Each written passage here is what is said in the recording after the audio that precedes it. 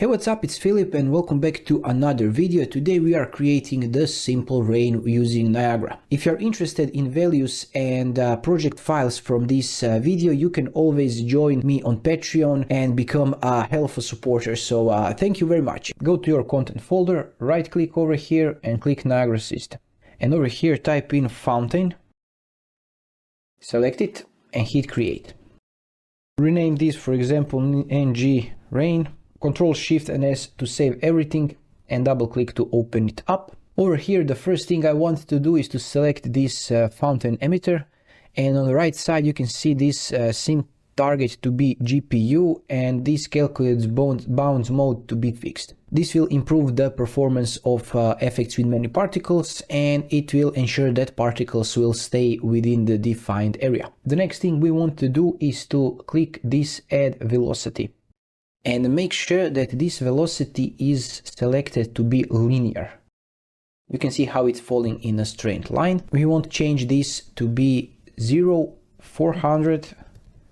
I will explain this, and minus 1000. This minus 1000 will push the particles down, and if you use the positive value, it will go up. For example, if I go 1000, it will go up. So we want for rain to go down.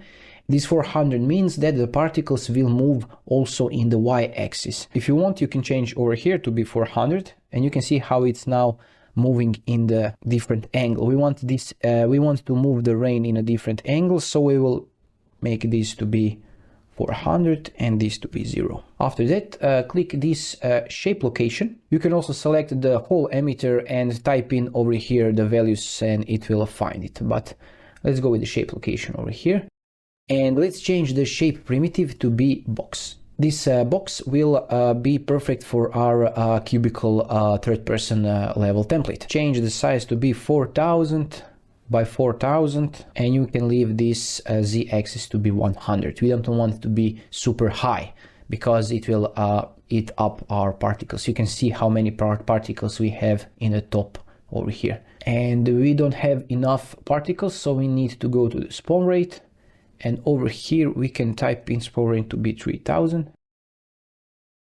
We have lots of particles, but they look like snow. We want them to look like rain, and if you want, you can check out this video to create snow, but let's make a rain for now.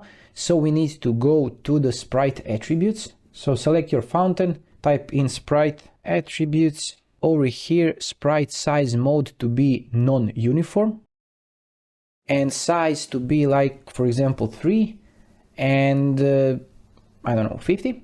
We change the size and shape of our particles, but they are falling in a random direction, so we need to fix that.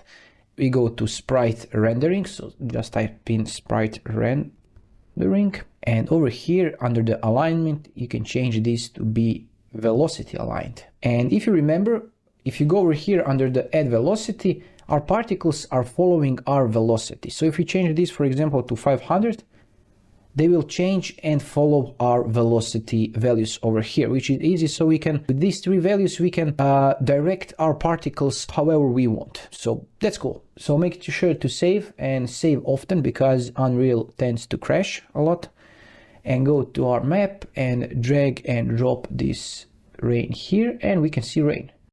Let's move it up and position it. And if I press G and go F11 for full screen, we can see our rain.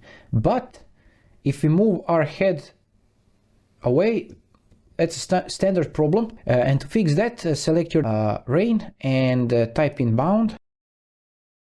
And over here, change the bounce scale, increase it, for example, to 100. And now if we go F11, we can see our rain perfectly. You can go play from here.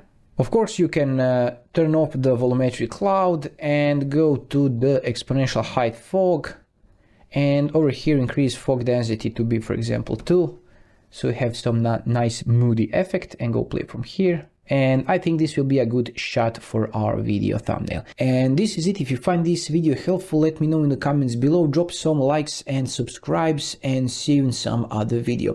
Until then, have a nice day, and bye bye.